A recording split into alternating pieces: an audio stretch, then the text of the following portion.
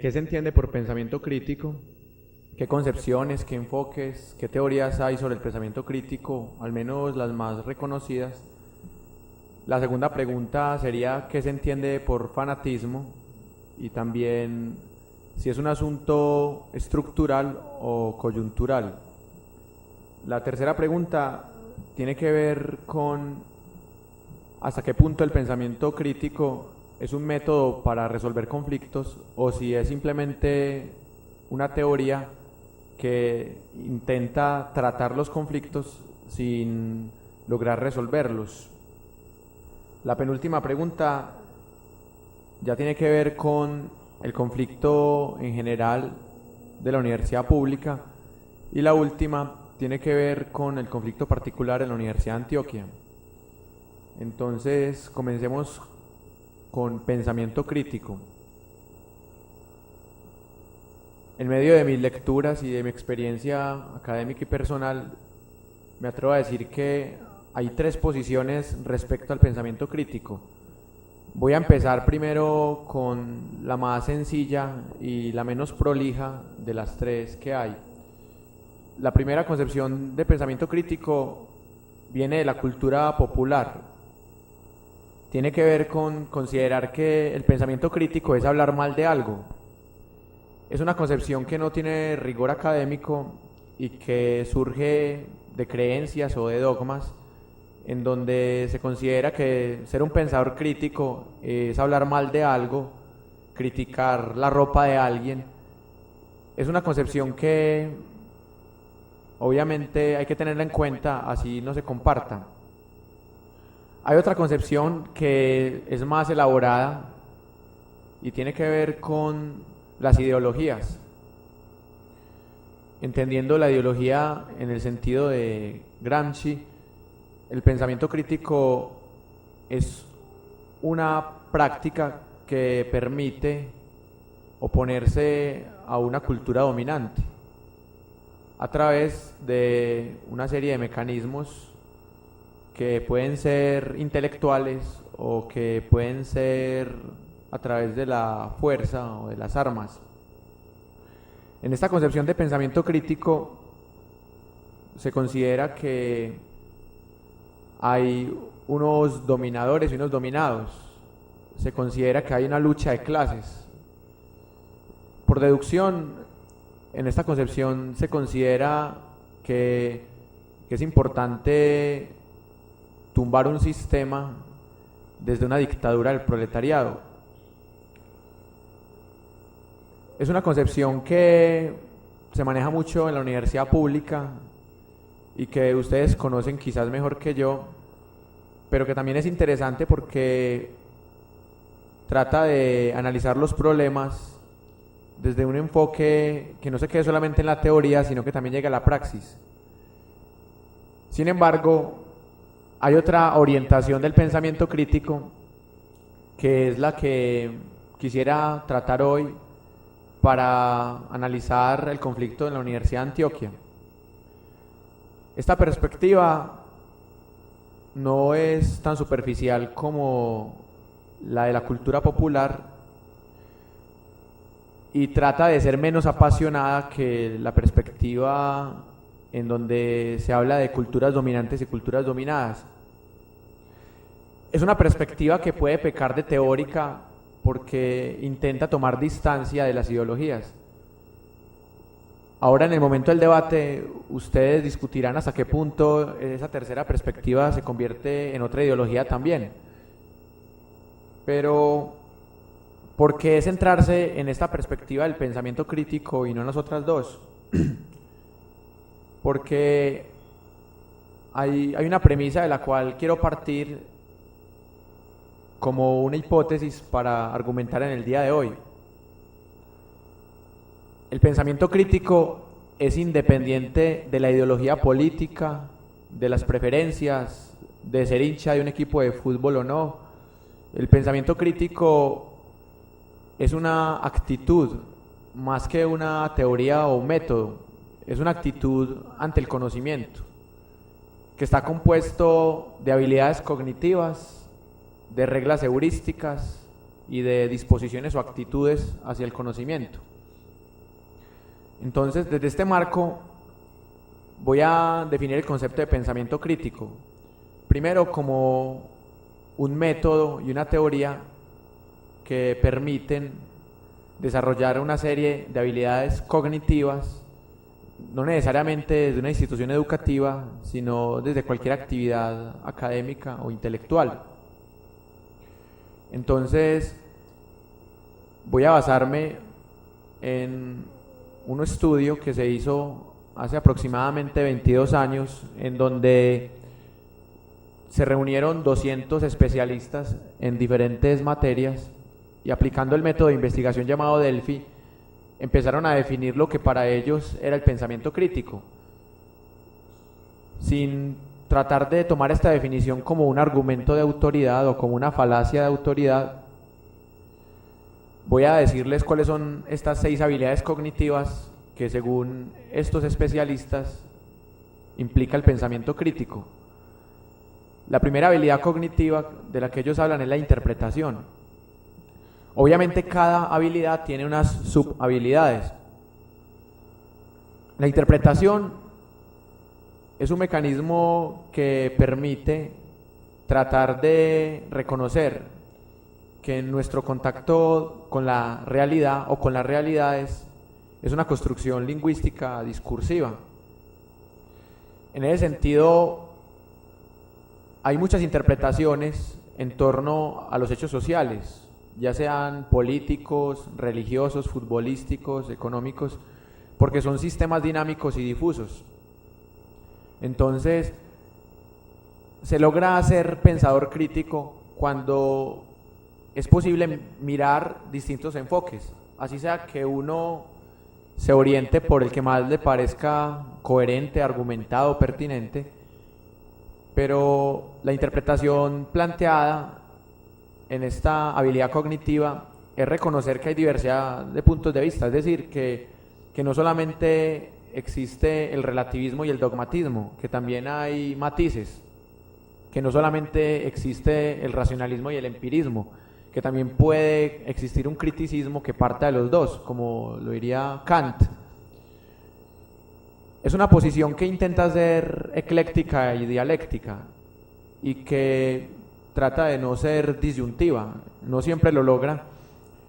Entonces, podríamos decir que la interpretación, interpretada, valga la redundancia, de esta manera, es la que permite que haya una habilidad cognitiva que conforme un pensamiento crítico.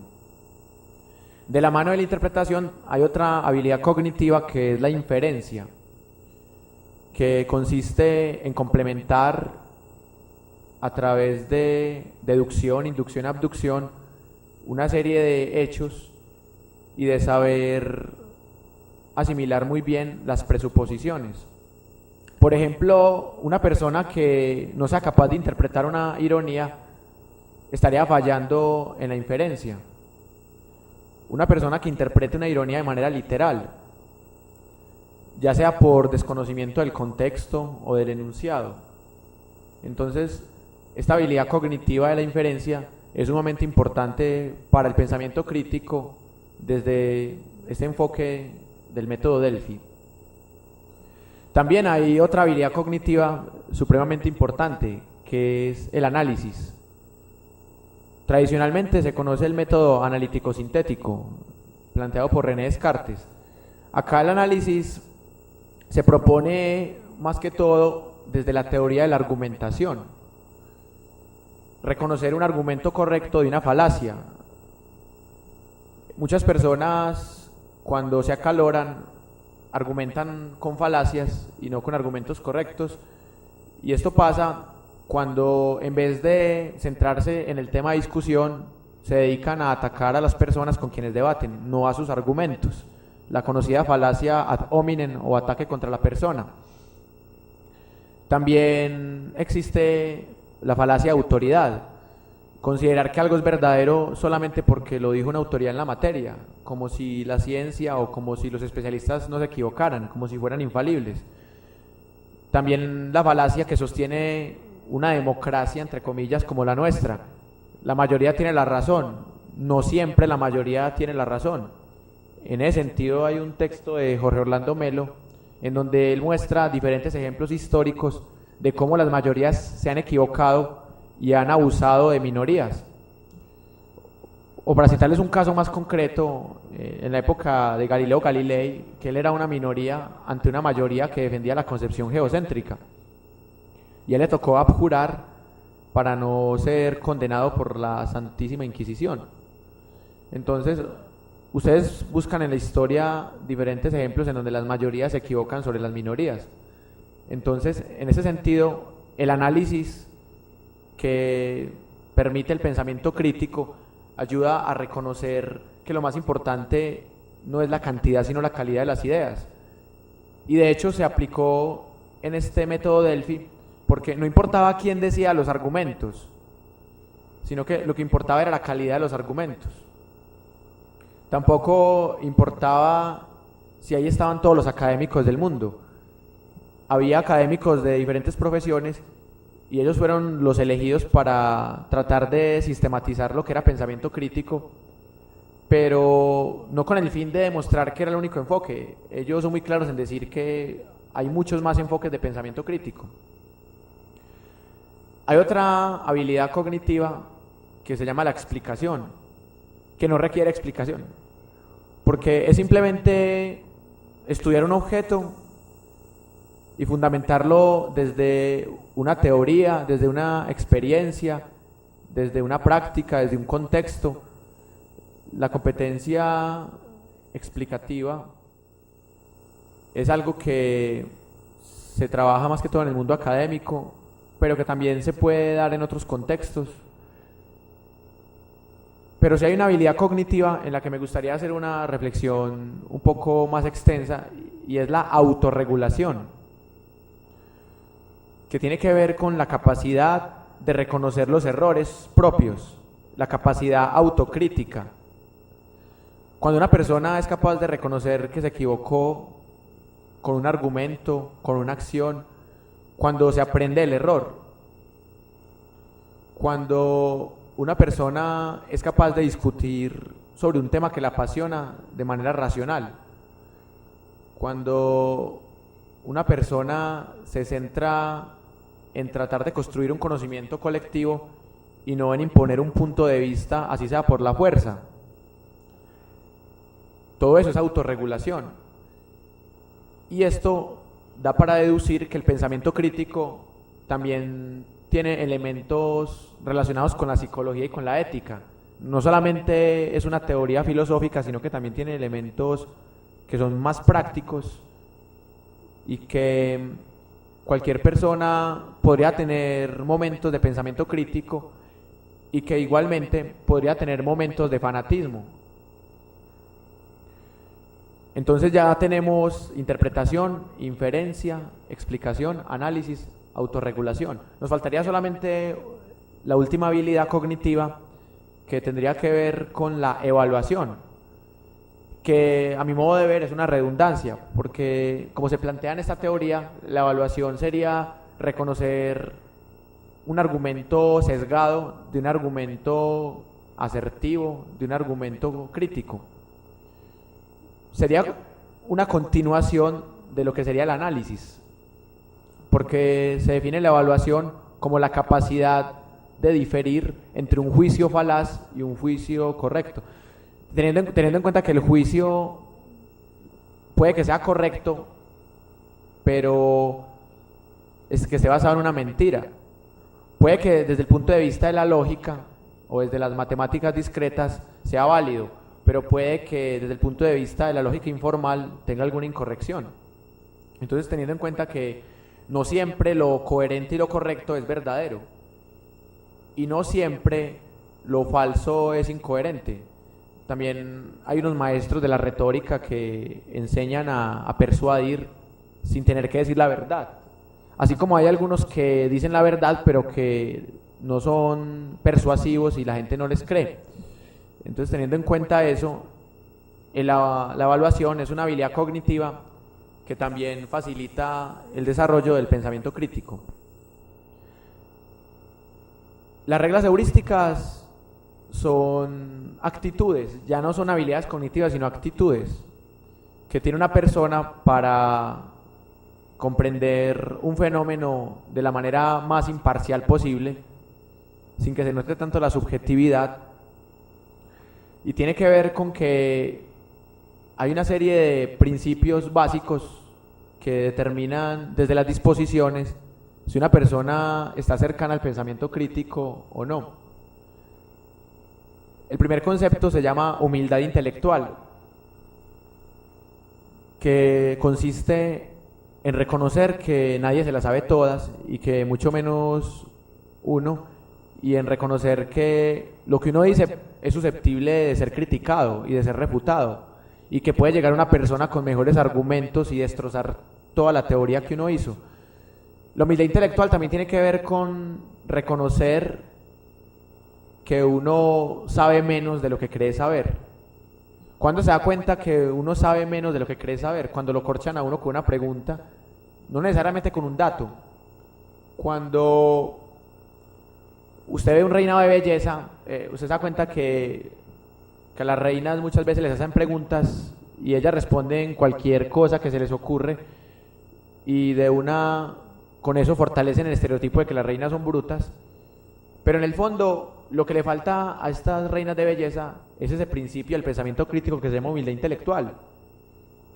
En vez de decir que Confucio es un chino japonés que inventó la confusión, simplemente decir, no sé quién es ese señor, de malas, y si pierde el reinado, no importa. Eso es pensamiento crítico.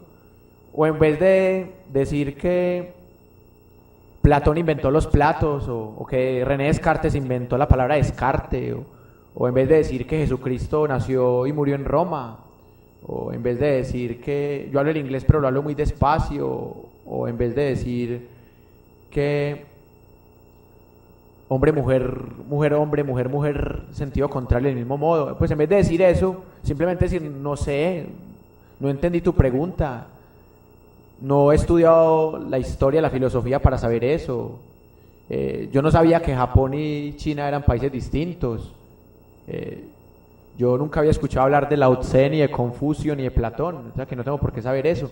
El día que una reina de belleza diga eso, puede dar para dos interpretaciones. Una, que digan, bruta, no sabe, desde la cultura popular, pero desde el mundo académico, al menos la reina de belleza quedaría bien, porque decía, no, ella tiene un principio de pensamiento crítico que se llama humildad intelectual. Pero no solamente las reinas de belleza podrían fallar en esto, nosotros que estamos en el mundo académico también podemos fallar. De pronto hay ocasiones en que un estudiante tiene mejores argumentos que el docente y a uno le toca agachar la cabeza, y uno no agacha la cabeza, puede ser porque no quiere sentirse menos que el estudiante, pero desde el pensamiento crítico lo mejor sería decir, sí, usted es el estudiante, yo soy el docente, pero en este punto usted tiene la razón, yo me equivoqué. Hay una anécdota que me contaron, o sea, que es un chisme también, un chisme crítico. No sé si será verdad, pero solamente se los cuento para que ustedes lo reflexionen. Una vez un profesor de nosotros, de la Nacional, refutó a Humberto Eco.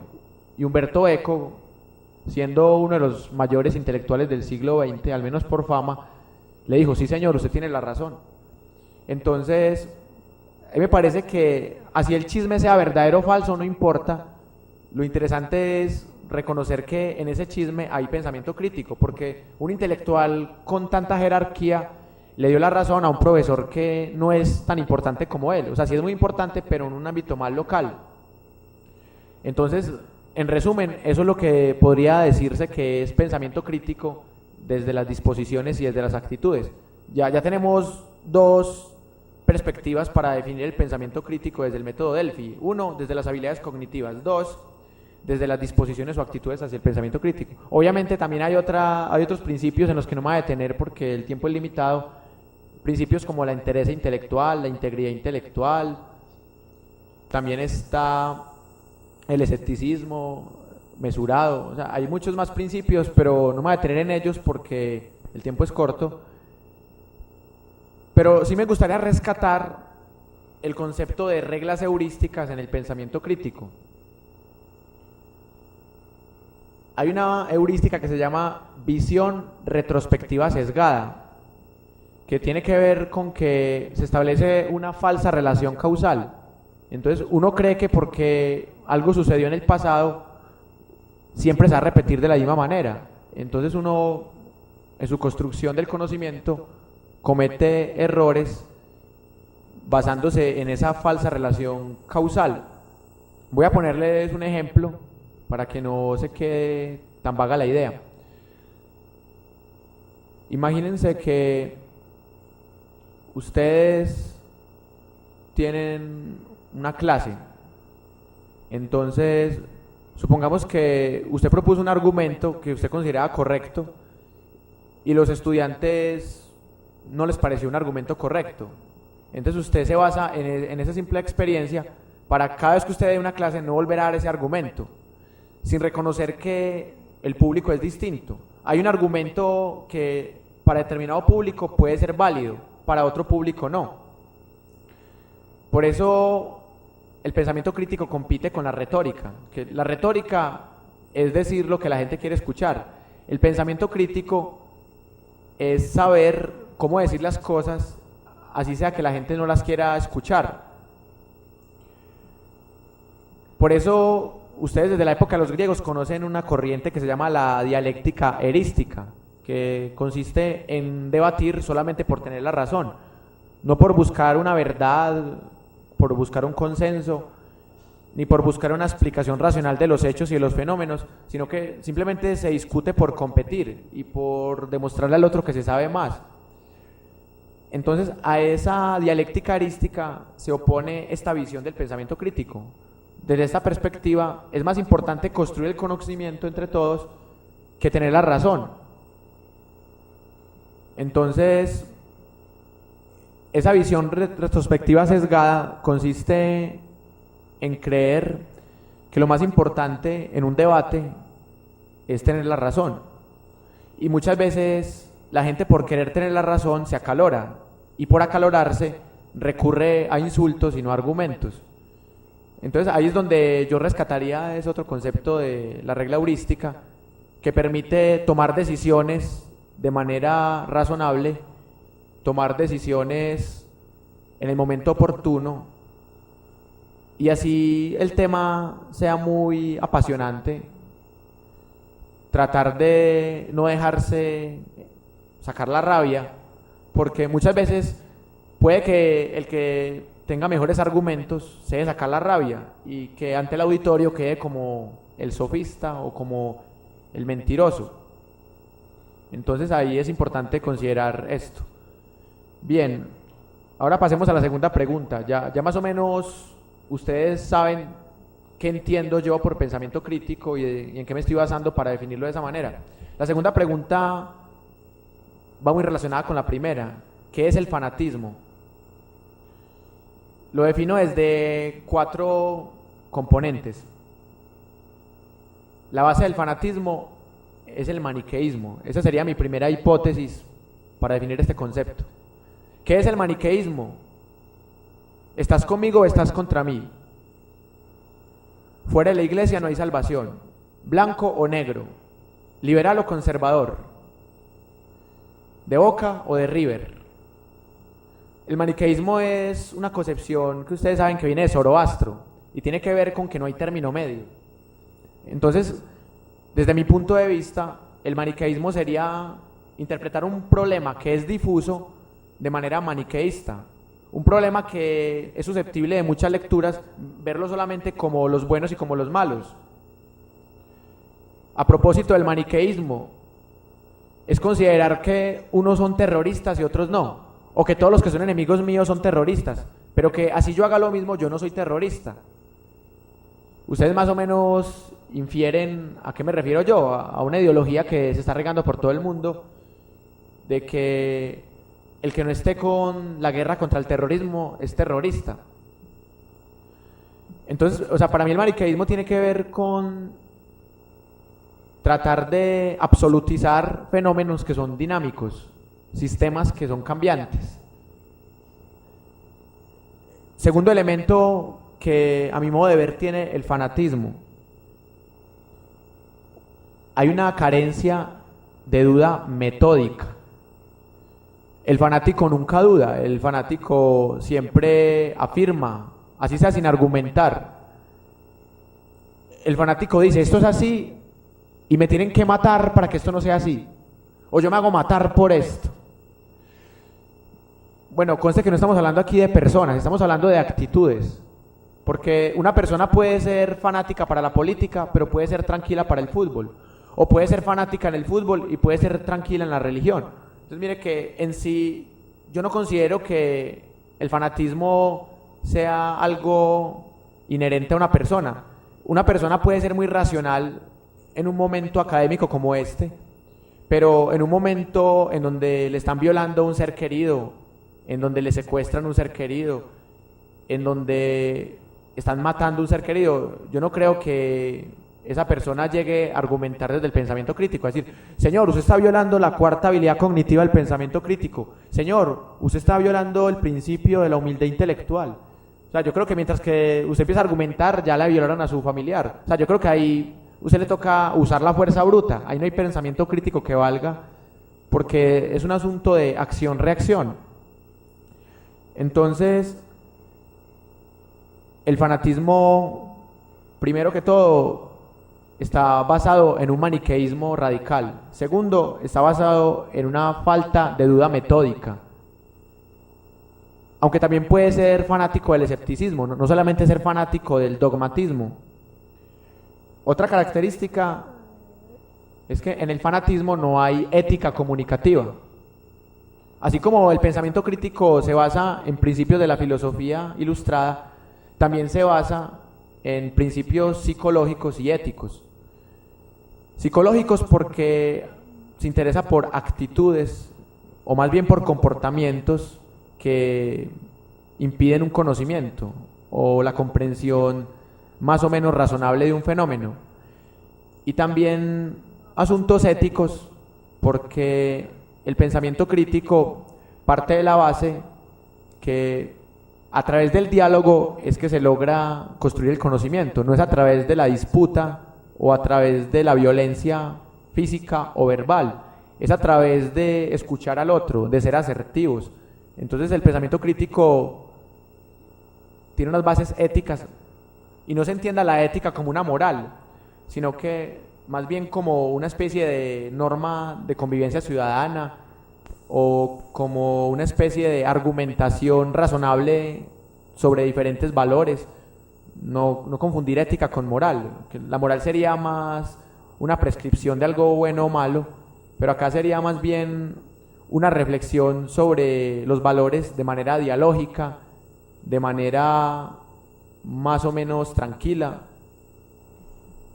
Y por último, el fanatismo podría definirse como una falta de capacidad de asombro, o en otras palabras, el pensamiento crítico podría definirse como falta de apertura o de mente abierta, como llaman otros. ¿Qué es la mente abierta? Es reconocer que el otro puede tener razón también, o que incluso el otro puede tener más razón que uno. La mente cerrada, ¿qué sería? Reconocer en el otro como un enemigo y nunca cambiar de punto de vista, sino que simplemente decir, no, a mí me da la gana de creer esto, usted me puede argumentar lo que usted quiera, pero no lo voy a escuchar. Darle la oportunidad a la otra persona que dé sus argumentos. Tener la posibilidad de reflexionar sobre las actitudes, sobre los pensamientos que se están desarrollando. Así es como se construye pensamiento crítico desde esa perspectiva. Ahora sí entremos en las últimas preguntas. ¿Hasta qué punto el pensamiento crítico es una vacuna para controlar el fanatismo? Entonces, con esta pregunta relaciono las dos primeras. Es una forma metafórica de decirlo, porque en algún momento de la vida hemos sido fanáticos, y el que no haya sido fanático, que tire la primera piedra. El que no haya tenido una conversación acalorada, el que no haya peleado con su mujer, el que no le haya roto la camisa al hincha del equipo contrario, el que no le haya dicho hijuetantas a alguien que se le atravesó en el camino o que le haya tocado la nalga a su mujer, el que nunca le haya dado rabia que tire la primera piedra. O sea, yo creo que todos en algún momento de la vida, como seres humanos imperfectos, hemos cometido algún error y hemos sido carentes de ese pensamiento crítico y de ese autocontrol o esa autorregulación de las que hablamos desde las habilidades cognitivas. Entonces, lo que podríamos decir es que el pensamiento crítico no es algo que una persona tenga en su totalidad y que una persona, por muy fanática que sea, también puede tener algún momento de pensamiento crítico, algún momento de tranquilidad. Así sea cuando usted lee La Razón, la persona le diga, la Tierra es cuadrada, usted, sí, la persona, como usted le dijo que la Tierra es cuadrada, la persona fanática no se enojó. Entonces, en ese momento no fue tan fanático. Entonces,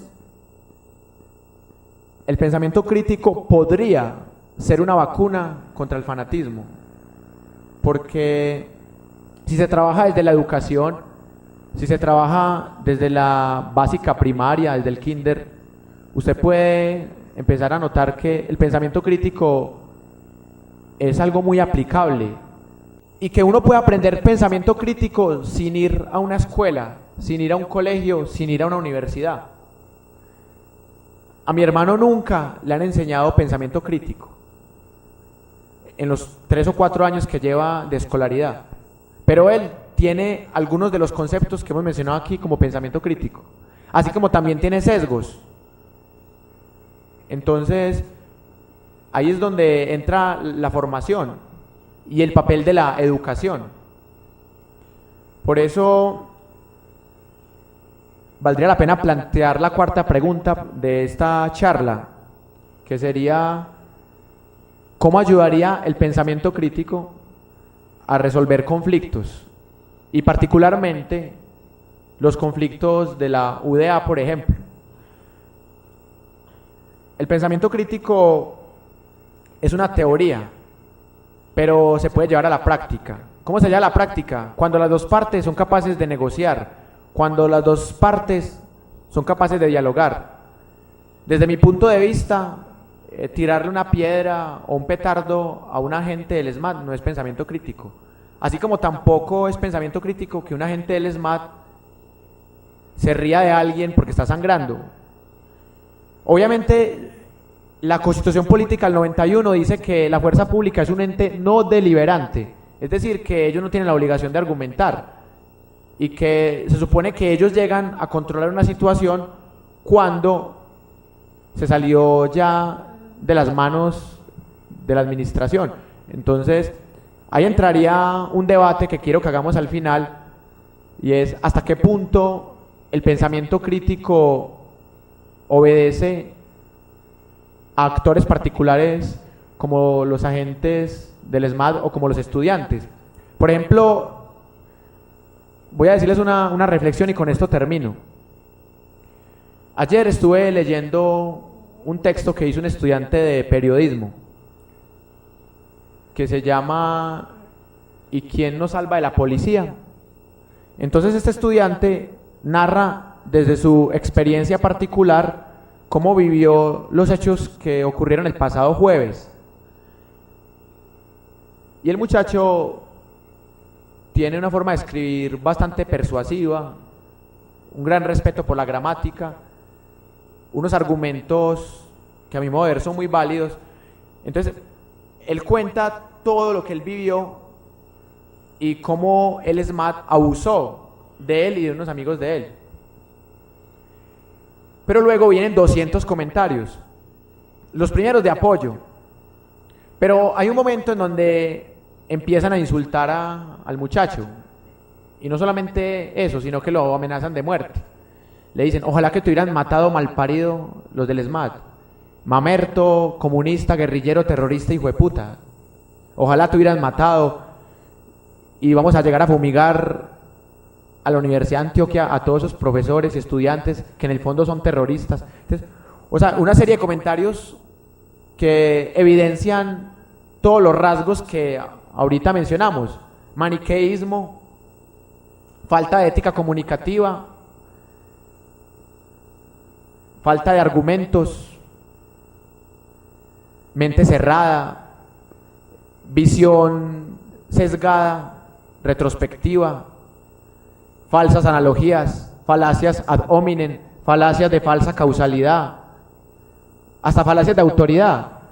Es que no, es que con la policía nadie se puede meter, porque es que ellos son los héroes de la patria y el que se mete con la policía merece la muerte.